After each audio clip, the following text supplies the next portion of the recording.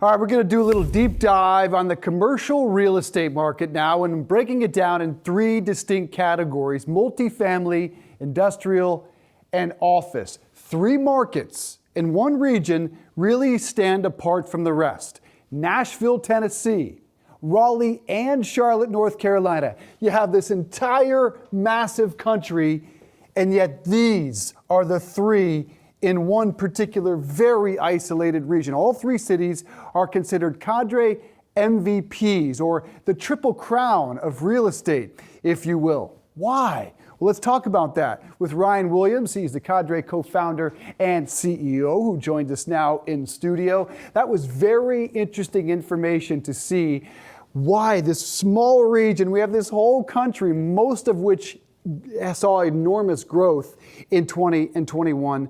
What stands out about those three markets and that region? Sure, and thank you for having me. There are really two key drivers. One is demand, second is affordability. Demand, job growth, number of people making trips, leisure, and affordability, the cost to live, the cost to visit, the cost to reside in those two markets. And so those are the two variables that made those three cities our triple crown.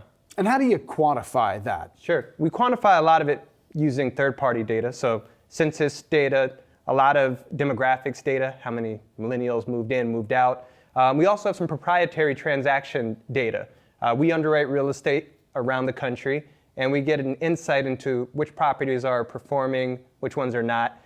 So we know what pricing is in and around certain markets as well. And then we look at like mobility data, geospatial data, and aggregate everything.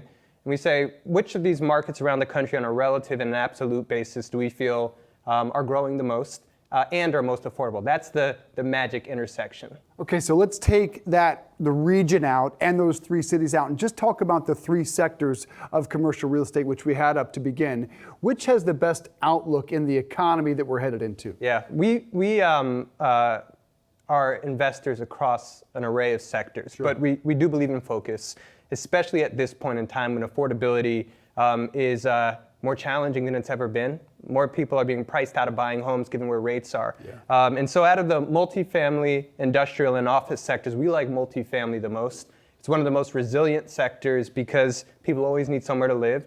And at a time like this, people are renting more. And so what we're seeing is renewals at all-time highs around the country. And more and more people saying, you know what, I'm going to kick the can on buying a home. And what we're doing is we're buying more apartment buildings, multifamily buildings, letting people buy fractional stakes versus putting up money for a mortgage when mortgage rates have gone through the roof. Now, I talked about those three cities in that region that stood out. What else stood out about the list is there was no New York, there was no Los Angeles, no San Francisco, no Chicago, the biggest cities in the United States and the biggest metropolitan areas. Why so? Why are they absent from those lists? Affordability, that's the name of the game. I mean, in New York City, for instance, where I've rented for a while, rents have been at an all-time high, despite the lack of demand and so many employers moving outside of the city. LA, Chicago, same dynamics. And so because these places are still relatively less affordable than some of the other markets and geographies, they're lower on our lists, and we think they have much more bearish prospects going forward. An interesting piece in the Wall Street Journal today described commercial real estate market on the precipice, really. It described investors yanking money from several enormous funds. Are you bullish in spite of that about the commercial sector? We are, multifamily, industrial in particular. But not necessarily office. Not necessarily certain types of office. We actually think there are suburban office assets and buildings that are interesting. Life sciences is a niche that we've liked historically. And we think there's opportunities to convert some office buildings into residential. But big city office, we still think many landlords haven't adapted to the realities of this new, I want to say post-COVID, but almost post-COVID world. Yeah, how does remote work factor in and change the outlook for office? Well, really what it does is it changes how people think about space. It used to be how much density, how many people can you fit into a given space? Now it's how few people can you fit to give people that space that they need to feel safe and feel comfortable and the like. And so we're now focused on office buildings selectively where there are large floor plates, there's open space, there's good amenities. But for the most part, multifamily is what we focus on. And You brought up the redemptions point from those two big funds.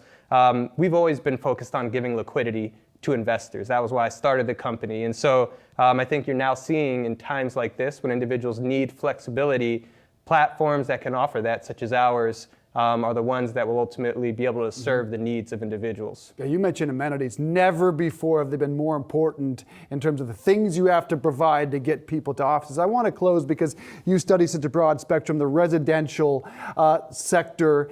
What is the impact you're seeing from increased Fed rates, increased mortgage rates? Basically, I'm going to do this. Some people think it's going to crash, a 20% drop.